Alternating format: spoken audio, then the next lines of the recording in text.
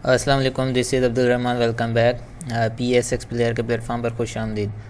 I hope कि आप सब लोग ठीक होंगे, खैरियत से होंगे। 100 इंडेक्स का रिव्यू लेते हैं। कल जिस तरह से हमने काफ़ी चीज़ें जो है डिस्कस की थी और उनके अंदर सपोर्ट एंड रेजिस्टेंस को हमने ख़ास तौर पर फॉलो करने के लिए कहा था। तो अब हम देखते हैं मार्केट ने किस तरह से काम किया है और जो हमारी स्ट्रेटजी थी उसको मार्केट किस तरह से लेकर चली है। हम डेटा पोर्टल पर चलते हैं। यहाँ पर देखें मार्केट 46,663 पर इस वक्त क्लोज़ हुई है। 266 पॉइंट्स का इसने इजाफा किया है, यानी कि अच्छा इजाफा है। 100 प्लस अगर पॉइंट्स पॉजिटिव हों तो वो भी मार्केट पॉजिटिव मानी जाती है कि अब मार्केट के अंदर एक पॉजिटिव जो है ना एक साइन जो है बन जाती है। 266 पॉइंट्स अच्छे पॉइंट्स हैं। लो और हाई आपके सामने जो हाई लगाया 46,665, हमने जो अपना रेजिस्टेंस लेवल रखा था वो 46,650 का था। लो जो इसने लगाया 46,396 का लगाया। वॉल्यूम आपके सामने 90 मिलियंस के वॉल्यूम लगे यहाँ पर। कल की जो ये वीडियो थी जस्ट वेट एंड वॉच, हमने इसके अंदर सपोर्ट एंड रेजिस्टेंस लगाए थे और एक दो तीन और भी चीज़ें क्लियर की थी। जस्ट वेट एंड वॉच की पॉलिसी पर अगर आपने काम किया है तो आज आपने काफ़ी अच्छा उसमें से यानी कि काम कर लिया होगा। या तो आपने जो है बाइंग बनाई होगी या फिर आपने अपने स्टॉक्स को एनालाइज किया होगा कि मार्केट के अंदर हो क्या रहा है। ठीक है, अब देखें, आ जाते हैं इंडेक्स पर। इंडेक्स पर जो हमने दो चीज़ें थी हमारी, सपोर्ट और रेजिस्टेंस। ठीक है, सपोर्ट हमारी थी यहाँ पर तकरीबन 46,650 की थी। आई थिंक 46,100 की थी। ठीक है, 46,100 की हमारी सपोर्ट थी कि मार्केट इस सपोर्ट की तरफ आ सकती है क्योंकि सेलिंग प्रेशर के साथ बाइंग आएगी। ये मैंने पहले ही आपसे कहा था, लेकिन बाइंग और सेलिंग दोनों ही एक ही जोन में आई। ठीक है, जैसे मार्केट ओपन हुई वो पॉजिटिव ओपन हुई और उसने जो है ना अपनी बाइंग जैसे ही मार्केट में आई, मार्केट 100 प्लस जो है ना शुरू में ही जो है फर्स्ट सेशन में ही 100 प्लस मार्केट चली गई थी। और उसके बाद जब 200 को भी मार्केट ने टच किया, यानी कि जो हमारा रेजिस्टेंस लेवल था 46,650 का, मार्केट इसके करीब भी आई, वहाँ से फिर इसमें सेलिंग आई थी। ठीक है, जब इसमें सेलिंग आई तो मार्केट जो है नेगेटिव साइड भी आई, यानी कि नेगेटिव साइड से मुराद के मार्केट बिल्कुल अपने जो है ओपनिंग प्राइस की तरफ आई और उसके बाद फिर से बाइंग उसके अंदर आई। यानी कि दोनों चीज़ें मार्केट के अंदर हमें देखने को मिली। इसकी जो रेजिस्टेंस थी हमारी वो थी 46,650। ठीक है, 46,650 की थी। बिल्कुल आप देख सकते हैं मार्केट 46,650 के पास ही, यानी कि देखें यहाँ पर 46,665 सॉरी 55। ठीक है, सिर्फ 5 पॉइंट्स ऊपर गई है मार्केट। तो एक अच्छा जो है हमें रेजिस्टेंस लेवल, मार्केट ने उस रेजिस्टेंस लेवल को अच्छा जो है वर्कआउट किया है उस पर। और हमने यही बात यहाँ पर की थी कि अगर मार्केट 46,650 को टच करती है और लास्ट सेशन हो मार्केट का और इसके यहीं पर काम कर रही हो तो आप इसके अंदर बाइंग बना सकते हैं अपनी। ठीक है, और मैंने व्हाट्सएप ग्रुप में भी बाइंग जो है रेकमेंड कर दी थी लास्ट सेशन में, और लास्ट जो है 2 मिनट्स में मैंने बाइंग को ज़्यादा तरजीह दी थी कि अपने मेंबर्स से कह दिया था कि लास्ट 2 मिनट्स हों तो अब आप जो है ना उस टाइम बाइंग को तरजीह दें। ठीक है, हमारी बाइंग भी हो गई और रेजिस्टेंस को भी मार्केट पहुंच गई। अब जो हम इसमें कुछ चीज़ें देख रहे हैं वो उसको हम आपके सामने रखते हैं। अब मार्केट का जो रुख है वो किस तरफ को है। ठीक है, देखें, कल हमने जो चीज़ें डिस्कस की थी उसके अंदर वॉल्यूम्स के हवाले से मैंने कहा था कि कंटिन्यूसली 6 दिन का वॉल्यूम आया तो 6 दिन के वॉल्यूम के बाद बाइंग आनी चाहिए और बाइंग आनी चाहिए मस्ट। उसके अंदर एक स्ट्रेटजी ये थी कि सेलिंग आएगी उसके बाद बाइंग आएगी, लेकिन मार्केट के अंदर सेलिंग फर्स्ट टाइम नहीं आई लेकिन सेकंड टाइम आई और उसके बाद मार्केट ने ख़ुद को सस्टेन कर लिया। ओवरऑल एनालिसिस के मुताबिक मार्केट ने अच्छा काम किया है। जिस तरह से हम सोच रहे थे मार्केट ने वैसे ही काम किया। सिर्फ जो है अब एक चीज़ हम देखते हैं, यहाँ पर बोलिंजर बैंड पर चलते हैं। उससे पहले जो दोस्त नए हैं चैनल पर, चैनल को सब्सक्राइब कर दें, बेल आइकन को भी दबा दें। आपको हर अपडेट्स मिलती रहेंगी, आपका और मेरा साथ इसी तरह इंशाल्लाह बरकरार भी रहेगा। बोलिंजर बैंड पर चलते हैं। बोलिंजर बैंड की क्या पोजीशन है इसको देख लेते हैं। देखें, मैंने आपको एक ही बात बार बार कही थी कि मार्केट इस नीचे की मूविंग एवरेज को ड्रिल ज़रूर करेगी इससे नीचे की क्लोजिंग भी। जैसे यहाँ पर इसका भी मैंने पिछली मेरी वीडियोज़ अगर आप देखते हैं तो उसमें मैंने कहा था मार्केट इस तरह से नीचे की क्लोजिंग भी देगी, ठीक है ना, और उसके बाद एक बायबैक आता है, क्योंकि ये जो बोलिंजर बैंड की नीचे की मूविंग एवरेज है, इससे नीचे अगर मार्केट चली जाती है तो वहाँ से जो है लोगों की, कुछ लोग हैं वो जो अपनी इस स्ट्रेटजी के मुताबिक काम करते हैं, ठीक है। जो नीचे की मूविंग एवरेज को मार्केट क्रॉस करती है और नीचे ब्रेकआउट देती है तो उसके बाद बहुत ज़्यादा एक्सपेक्ट किया जाता है कि मार्केट के अंदर बाइंग आ सकती है। सेम उसी तरह से अब हमारी जो स्ट्रेटजी है उसके मुताबिक जो है मार्केट ने परफॉर्म किया है। अब ये जो नीचे की मूविंग एवरेज है इससे अंदर की क्लोजिंग आ चुकी है, ठीक है। हम यही कह रहे थे कि मार्केट में इस मूविंग एवरेज के अंदर की क्लोजिंग आनी चाहिए। जब तक इसके अंदर की क्लोजिंग नहीं आती है तब तक हम इसके अंदर फ्रेश बाइंग नहीं कर सकते। और मैंने आपसे एक और चीज़ का भी कहा था, अगर आपको याद है, कि यहाँ अब मैं बोलिंजर बैंड को हटाता हूँ ताकि थोड़ा सा क्लियरली समझ आए हमें, ठीक है जी। वो जो बात मैंने आपसे कही थी वो ये है कि मार्केट के अंदर अप मूव जो है बनाया जाएगा, बिल्कुल बनेगा भी, बाइंग आएगी, लेकिन आप जो ऊपर के लेवल्स को अभी फ़िलहाल भूल जाएं, ठीक है। यहाँ पर लॉन्ग टर्म की इन्वेस्टमेंट का बिल्कुल यहाँ पर जो है इस वक्त इरादा नहीं है, ना ही वो इस वक्त करनी चाहिए, क्योंकि जो लेवल्स हैं मार्केट के आगे रेजिस्टेंस के हवाले से जो पड़े हुए हैं वो काफ़ी स्ट्रॉन्ग हैं, उनको ब्रेक करना मार्केट के लिए बहुत ज़्यादा मुश्किल लगेगा।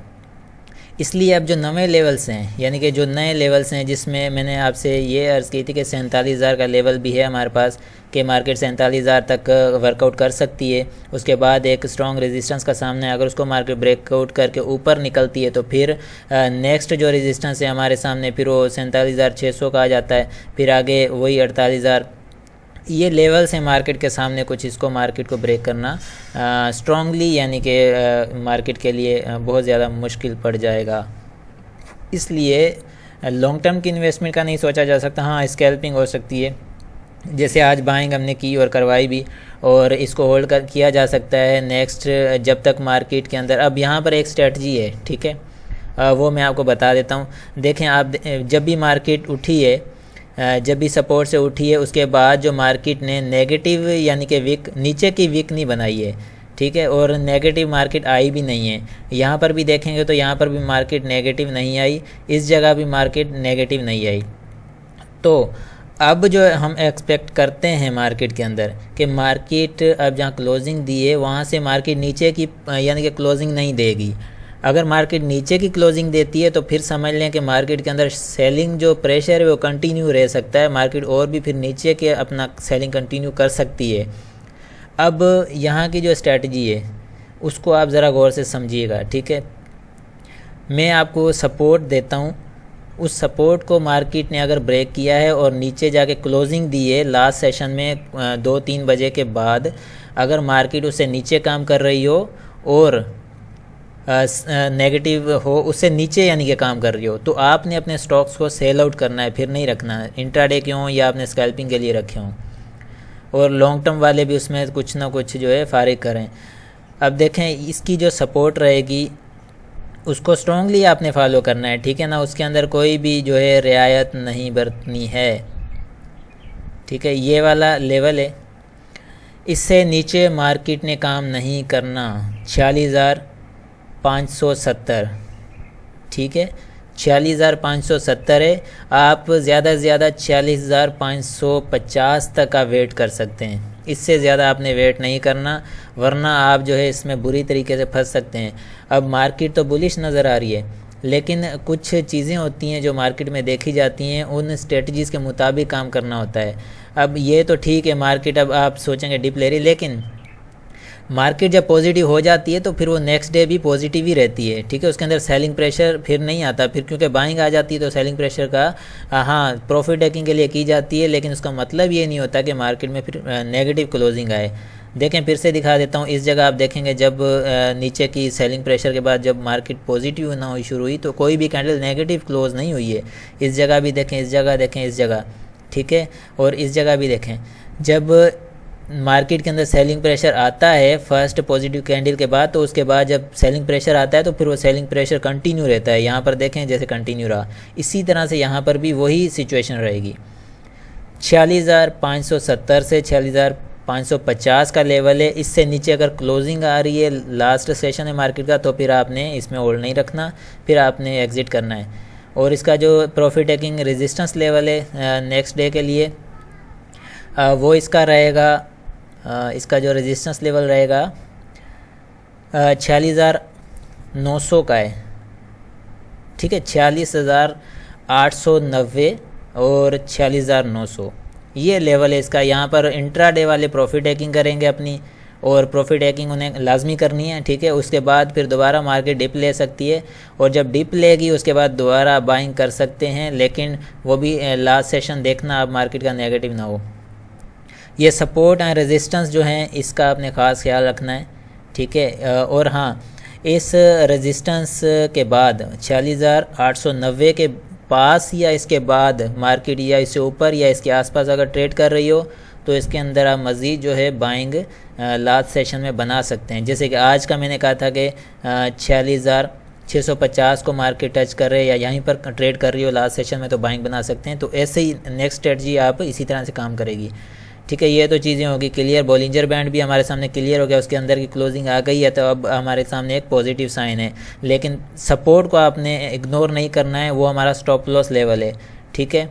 हम देखें एक यानी कि सेव स्ट्रेटजी के साथ चल रहे हैं कि हम बाइंग भी कर रहे हैं और हम एक स्टॉप लॉस लेवल को फॉलो भी कर रहे हैं कि अनफॉर्चुनेटली मार्केट अगर डाउन साइड आती है तो हमारा एक लेवल होगा जहाँ से हमें निकलना है।